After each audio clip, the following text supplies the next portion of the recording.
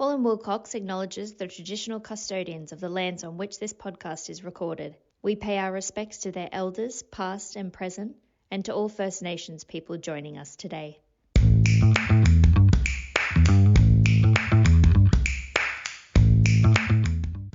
Hello and welcome everybody to Season 3 of Cyberzone. In Episode 2, the topic is Demystifying ransomware and mandatory ransom payment reporting. For those who don't know, Australia is the first country in the world to introduce mandatory ransom payment reporting for certain entities. For today's episode, I'm delighted to be joined by James Finlay, who is the lead director of incident response for APJ at Coveware. Coveware is one of the world's leading incident response consultants with a particular focus on ransomware. My name is Eden Winokur and I'm the head of cyber at Hall & Wilcox. We're recording on the 2nd of July, 2025. Welcome, James. It's great to have you. Thanks, Eden. Such a privilege to be here. Awesome. Today's topic is really about demystifying ransomware. We certainly think, and the Australian government certainly thinks, that ransomware is the single most severe type of cyber risk that both private and public sector entities face. But not a lot is known about ransomware. And as someone who specializes in it and dealing with it, can you tell us a little bit about Coveware? Tell us a little bit about ransomware and tell us a little bit about your background, how you came to be at Coveware. I'm someone who's always been drawn to the sort of intersection that exists between law and technology. I studied law and science at university, and very early on I was fascinated by how quickly technology was outpacing regulation. I was initially, I think, pretty fascinated by blockchain and cryptocurrency. That was where I thought I was heading as a lawyer. I started my career in insurance litigation at a large international law firm in New Zealand. And it was probably when I got to Sydney, I was practicing cyber incident response at an international law firm there. And that was when I think I really found my niche. Probably over time, I came to see firsthand how impactful cybercrime could be, not just in terms of the financial damage that it causes, but also in how it actually disrupts people's lives and their businesses. And I think it really resonated with me early on in my career. One of the first matters I helped, first ransomware matters that I worked on was while I was working as a lawyer in Sydney. It was for an Australian organisation that operated several hospitals across the East Coast. And I got to see firsthand on that incident how significant the operational challenges that not only the staff were experiencing, but also the patients of those hospitals. And I think it was probably about that moment that I realized I was going to try and dedicate my career towards, I suppose, minimizing the impact of these incidents, but also hopefully one day finding a solution or a way of ending the occurrence of such attacks. And so I ended up leaving private practice. I moved in-house to a major bank where I had a stint leading their data breach incident response efforts. And from there, I joined Coveware, which felt like a pretty natural step. I'd had the benefit of working with Coveware as a lawyer. And I think that opportunity to be right at the coalface of cyber extortion incident response and helping victims respond in real time to these types of attacks was something that excited me at the time. Fortunate for me, at the time, actually, Bill Siegel and the Coveware team were going through this challenge, grappling with this challenge of ensuring coverage for matters through the evening. And that experimented with sending staff to Hawaii to try and cover this time zone, with all the staff being based in the US. But fortunate for me, they took the opportunity to bring in their first international hire. And so I was brought on. There's now been many more international hires since, but I was the first, I always remind them. And so we've tried to provide a sort of smoother transition and follow the sun model. So that was my journey to Coveware. And then perhaps to touch on who Coveware is and what our ethos is. So Coveware is an incident response firm. Unlike others, we have a very narrow focus on cyber extortion incidents. We have the benefit of working a large volume of incidents every month. It's between 50 and 100 matters that we handle. And I suppose Coveware was founded on this idea that where you've got such a big problem like this in society, it was perhaps struck us as odd that for such a big problem, no one was really collecting meaningful first-hand data on the problem. And so we sought to try and start collecting that data and then help our clients when they're impacted by an incident like this to begin making a data-driven decision in a situation I think that I've certainly observed can be incredibly emotional. I think something that you'll agree with, Eden, is when you've got clients going through something like this, those first 24 hours can be a bit of an emotional roller coaster. And so being able to try and help those clients make data-driven decisions is something that CoveWare's really set out to do. Thing on the matters we handle, and from how threat actors are getting into environments, how they go about moving laterally, what data they take from the victim company, through to things like how they go about extorting the victim, and what the sort of outcomes of those cases looks like. And what that allows us to do is to help future victims to forecast the likely outcome based on our experience handling prior cases. So I think it's taken a long time for the governments to realize that they need to get a bit more insight into the problem. And this mandatory reporting scheme of payments, I think, is the first step on that journey for the government. Okay, thanks for that, James. That's helpful to understand your background, a bit about CoveWare. Now, I understand CoveWare in recent times was acquired by Veeam, who's a backup solutions recovery company. Can you talk a little bit about that acquisition? Yeah, so something we're really excited about is Veeam's acquisition of CoveWare in April of 2024. It was really a strategic move by Veeam to try and enhance its ransomware protection and recovery capabilities. And so I guess by integrating with CoveWare's expertise into that in the cyber extortion incident response space, Veeam's now providing a more comprehensive solution to its customers, encompassing not just the data backup and the recovery aspects, but also the proactive incident response planning and assistance during incidents, as well as active threat intelligence that CoveWare can provide. And so those synergies, I think, are something that really excites us at CoveWare. It allows us to get exposure to more customers and perhaps spread our word more widely, but also it offers an opportunity for a more resilient defense against ransomware attacks for Veeam customers, and it ensures that I think those organizations will be able to recover swiftly and securely from any ransomware incidents if they're to be impacted. That's been a really great acquisition to see. Now, James, you get emails or phone calls from people like me. What happens when you get an email from me saying, "Hi, James, might have a new matter for you"? What's that initial response look like? And then what does a matter look like in terms of your day-to-day? Yeah, so every day in my role at CoveWare, I assist victim organizations that are going through the heat of battle of a ransomware or cyber extortion incident. A big part of that is guiding companies through the difficult and high pressure decision making process that's inherent in these incidents. These are ethical and business critical calls, that things like whether to engage with a cyber criminal or threat actor at all. And I always challenge the notion that you should dive headfirst into that without first having a strong thesis for engaging with a cyber criminal. But also we deal with challenges around how best to protect the data that's been impacted, the customer data, and perhaps how to limit the long-term impact of these incidents. And so our team at CoveWare, including myself, will try and provide that guidance to customers at the outset of an incident so that they can begin to think about how it's likely to play out. And we also have a team of experts at CoveWare that are incredibly technical in their way that they go about reverse engineering ransomware binaries and helping customers to try and recover their data. So yeah, it's pretty intense work, but I think it's important. When a customer calls, we go through the process of introducing ourselves, understanding what they are going through, what the impact of the incident is on them. And then really, once we understand who they are and perhaps the challenges that they're facing, we can then begin to give more tailored advice about how best to respond. We look at early clues like ransom notes and file extensions and indicators of compromise that are clearly visible, and begin trying to identify the threat actor. So we call this attribution in the industry.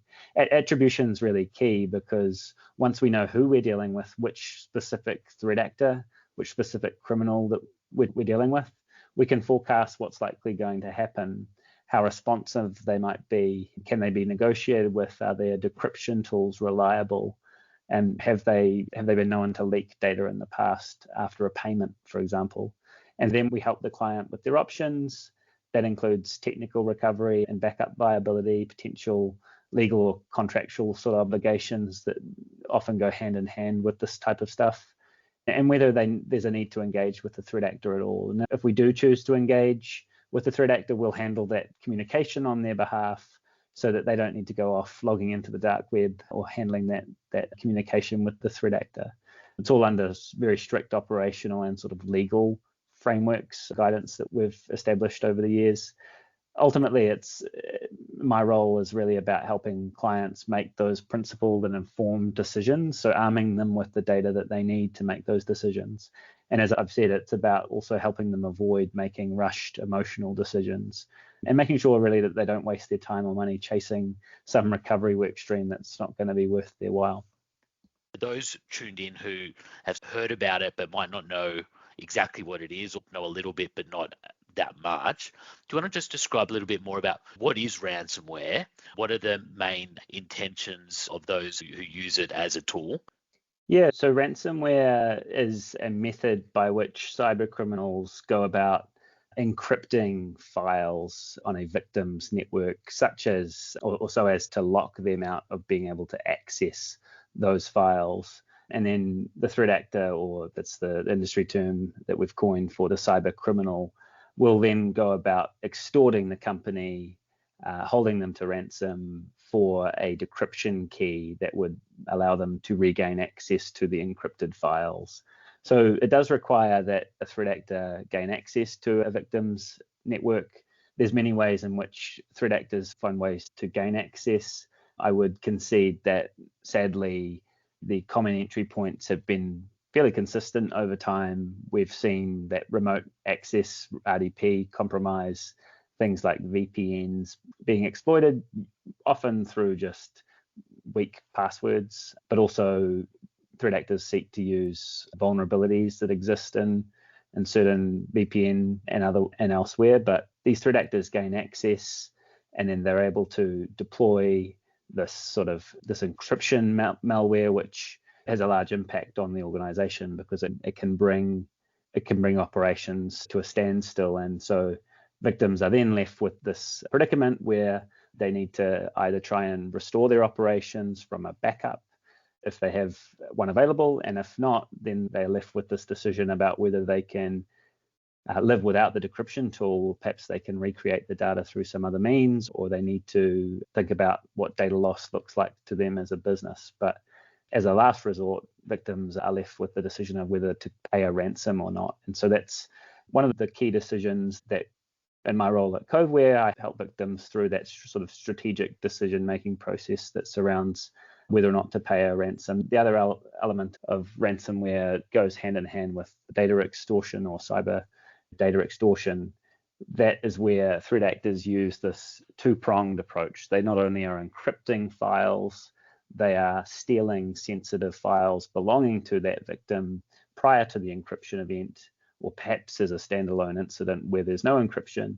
They're taking copies of these files, holding the company to ransom for that data, with sort of the threat being that they'll leak those files on a dark web leak site if they don't pay the ransom. And this has been something that's been at the forefront of many of the Australian victims that I've worked with over the years, is grappling with that decision about whether or not to pay a ransom for that purpose, perhaps where they don't need a decryption tool, but where they're more concerned about the sensitivity of the data. And I know, Eden, we always have a robust conversation around this. Yeah, absolutely. And we're probably going to get into that in a moment, but I wanted just to highlight a few things that you mentioned, particularly for people who sit on boards of companies who might not be tech savvy, and they might, I said a lot where clients will be asking the question, what do we need to do? What are we missing? We're not excellent at technology. How do we know that we're getting the right advice? And so you just heard from James sort of some of the key ways that these attacks are happening. And there's a couple acronyms here, but RDP, VPN, and the other one I mentioned was weak passwords. So look, if you're on a board, for example, and you've got, whether it's internal IT or you've got external IT, understanding how these incidents are happening and asking questions and making sure that the answers you're getting make sense to you is a really good step. So what are you doing? Well, what is your VPN? Are you patching the vulnerabilities with your VPN? VPN is going to allow you to log into your systems, log into your network when you're working remotely. RDPs, again, we see all these things. These are the exact things that we see day in, day out as the primary causes of incidents. Weak passwords being another one. And then the other one that should get a mention is multi-factor authentication, or the lack thereof. These are not overly complex things for IT professionals to deal with. And look, cyber criminals can be sophisticated. Not all attacks are sophisticated, but some of them are. And so even if you have really good defenses, you can still be impacted. But what you don't want is to be the low-hanging fruit, and you don't want to have doors and windows open to invite cyber criminals into your house to then encrypt your data and steal it. So another question I get from time to time is, why can't the Australian Federal Police just go and arrest these people? Who are these threat actors, to the extent you can? And I know I'm asking that in a general sense, but where are these threat actors located? Who is the typical type of threat actor or groups of threat actors? Yeah, so for the most part, we know that a lot of these ransomware groups are based out of Eastern Europe. They house themselves in jurisdictions that put them out of reach from Western law enforcement. So that's predominantly the challenge that law enforcement has, is just where they're geographically located makes them difficult to pick off. But they also have tools they use that obfuscate their identity. For one, they are using the dark web, the Tor network. They'll often be hiding behind VPN networks that allow them to obfuscate where they are, for starters. The payments themselves, the ransom payments themselves as well, are done using cryptocurrency. And so inherent in cryptocurrency is its privacy features that allow the actual owners of those wallets to remain unidentified. And so it's really that use of cryptocurrency and the dark web that allows them to go a long way to evading detection. That isn't always true, and perhaps we can talk a little bit about the success that law enforcement has had, including alliances between all the major Western law enforcements, including AFP, has been incredibly successful in the last couple of years. We look back at takedowns of groups like Hive, as well as Lockbit and Black Cat. There's been some really great successes in that front that's changed the ransomware landscape over the last few years. But that, sadly, for a victim going through an incident, it's going to be of little comfort, because it's unlikely that at the time of their incident, for the most part, it's unlikely that they're going to get some knight in shining armor that comes and arrests the actor. So they do have to deal with the incident at the time. Whilst we always encourage that collaboration with law enforcement, it's important to recognize what they can and can't do to assist victims. Yeah, so I think James has just touched on some of the really great successes that the Federal Police have had working with other law enforcement agencies around the world in trying to tackle this challenge. And certainly our experience is consistent with what James has said there about a lot of the threat actor groups being based in Eastern Europe. These things, to actually go and do a law enforcement takedown, that takes many months and sometimes years of planning. It's meticulous, it's time consuming. It involves collecting information, surveillance, things of that nature. It's a really huge effort. And if an incident happens tomorrow, the idea that you'll be able just to go and take down a criminal on the other side of the world, it doesn't unfortunately happen unless that group is already part of an international takedown that's probably been years or months in the making, and the timing's lucky. But for the most part, it's unfortunately not how it plays out. But there has been some successes. There's also been some successes in terms of the hackers getting hacked and taking information from the criminal groups themselves and some of the internal communications between the groups themselves to give great insights into how they operate. Do you want to just talk a little bit about who are these cyber criminals? Is it the sort of hidden with a hoodie in the basement, or are these large, sophisticated, or other times small and can maneuver quickly, but sophisticated groups operating like companies? Yeah, so we know from the Conti internal chat logs that were leaked about 2022 2022, I want to say, maybe 2021 that was. Yeah. We know from those leaks, as well as Black Basters chat logs that were similarly leaked at the tail end of last year, as well as from what the Lockbit takedown, what FBI was able to garner from those efforts, that these organizations, as you say, they operate much in many ways like any business organization does. They have departments, they have every sort of person operating within the criminal organization has a role to play. We've even seen threat actors explaining to us in dialogues that we've had with them about how they have a finance department, an HR department, a department that deals with the encryption of files, a department that deals with the extortion of victims. And so I think in some ways these criminals are justifying to themselves perhaps their own ethical challenges that they grapple with, and the way they're justifying it is by making it seem and feel like they are just having an ordinary job or operating within an organization that is much like everywhere else. And that's something I think it's an ethical challenge that anyone in this industry should be considering, which is sometimes it can be, I think sometimes certainly even I see lawyers that forget this. We are dealing with cyber criminals at the end of the day, and these people have been responsible for some of the most evil and sinister attacks on organizations like hospitals that I've had to see. And whilst it's true that they do try and operate like any other organization, at its core, this is truly evil activity and something I think that we need to do all that we can as a society to try and stop. Yeah, absolutely. A lot of the incidents you read about, you're going after companies, they're trying to get money from a wide range of different companies, but it's the ones where hospitals with things like ICUs are attacked and we're talking life or death. They're the ones that really hit home. And unfortunately, there have been cases where people have passed away because of these types of incidents. These in a way, are the modern day bank robbers. Yep. And it is a really serious crime. And I think if we look at where things are today, compared to where they were, say, 10 years ago when I was getting into the industry, it's vastly changed in terms of what's known about these types of issues. And the ransomware reporting regimes are a really good step by the Australian government. And I know that many other countries, including the UK and the EU, are considering a similar regime.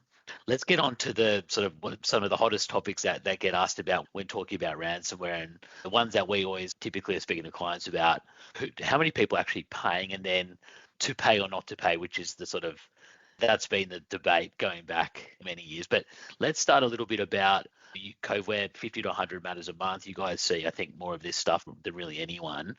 Are companies paying ransoms? What does today look like compared to, say, 2018, 2019, when I know Coveware started collecting that data, or at least publishing some of that data? Yeah, so I perhaps I'll start by caveating our data set with the fact that if a victim organization has engaged Coveware, they're already somewhat predisposed, or at least open to the idea of having an engagement with a cyber threat actor and perhaps contemplating a ransom payment. So I think while our data set goes a long way towards closing the gap between what's known and what's unknown about this problem, it's also probably true that the numbers or the percentage of our clients that pay ransom is likely to be higher than the world at large. But I suppose in saying that, one of the most promising trends that we've seen in Coveware's data set is a steady decline in the number of victims who have been paying ransoms. Back in sort of 2019, it was around 85% of victims that we saw that came to us ended up paying a ransom. Today, that figure is much closer to 30%. It's around 27% last quarter, and it's been steadily declining over the years. So it's a huge change. I think it's being driven by a few things. The first is really better incident response planning that exists, and that's certainly been true in Australia, particularly following, I want to call it the sort of bloodbath of incidents that we had through 2022. The second thing is, and perhaps something I've been known to harp on a lot about, is the significance of backups and the realization by organizations, both here in Australia and around the globe, that in order to be more resilient, these attacks are almost inevitable. And so being able to have a way forward without needing to pay a ransom is important. Stronger focus on recovery strategies. And then finally, I suppose the stuff we've talked about, the meaningful impact that law enforcement has had. the takedowns of Hive and Lock that we've mentioned. In Australia and New Zealand, I think the trends have mirrored the global landscape. So those figures I quoted are global numbers, but it's certainly, I think, the case that fewer Australian organizations pay than perhaps our counterparts in the US or Europe. And that, I think, I always talk about the history of ransomware in the US. One of the sort of shifting doors moments or sliding doors moments was the attack on the Colonial Pipeline. I think that the emotion of, or the feeling of shame is incredibly powerful, and that resonated through boards around the world. Was what happened to the executives of Colonial Pipeline in those congressional hearings following the incident. Every, I think, executive wanted to make sure that they didn't end up in a similar position, and so we saw significant investment in recovery strategies and backup and in cybersecurity as a whole. And that certainly was observed almost immediately by Coveware in the US. But there may have been, I think, a little bit of lag in that message flowing down under. The high profile attacks on sort of Optus, Medibank, Latitude, to name a few, I think did a lot of good. I think it's really hard for people to look back in hindsight at those incidents and see the silver lining, but there was a really big wake-up call for corporate Australia and all of that. I think it exposed gaps in our regional sort of cyber readiness. It exposed gaps in how government goes about responding to these major incidents. It also, I think, triggered serious investment and focus on cybersecurity in our region. We're now seeing, I think, real momentum in Australia and strengthening cybersecurity across the board.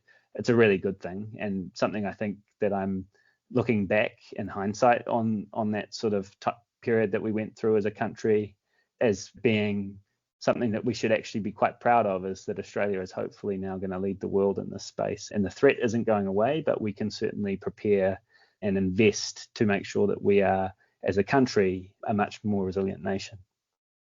Yeah, absolutely. I think you're just touching on a few things you've said there. Our experience is, again, mirrors what you're describing in that we've seen far lower payment rate. Yeah, our numbers are even lower than yours, which is consistent with what you're saying, that I think if a company's already coming to you, then they're at least potentially considering a payment, whereas some will start from the position, no, we just won't pay at all. So that all makes sense. And yeah, I think Optus is probably going to go down as the turning point in the way that cyber was dealt with or thought about in Australia. I still think there's a lot of work to do. These major companies, I think that sort of that middle market of Australian companies maybe can't relate to the major companies. And so we'll probably still see that's probably the area where there's the most work to do. But yeah, I remember exactly where I was when the Optus news broke, not because I'm a major cyber nerd, but because I was actually at my engagement party trying to give a speech, reading from my phone, and my phone just kept on blowing up saying, have you seen what's happening with Optus? And it was quite a distraction. But yeah, no, that to me is like the turning point for Australia. I think it's probably quite fortunate for Australia that our Colonial Pipeline incident was Optus. Yeah, I know which of the two I would prefer to have responded to. Yeah, Colonial Pipeline, the severe impact of that incident, I think, was something that many Americans felt. And so, not to downplay incidents in this region, but we've in the large part, I think we've fared better than some of the incidents I've responded to in the US. Absolutely, because if you think about the major incidents in Australia, it's really been about data theft or potential access to data. We haven't really faced an incident where there's a piece of critical infrastructure that cannot turn on. We're not in a position where people's can't get petrol or water's not turning on or electricity's out. That's the sort of catastrophic event that we hope we never see.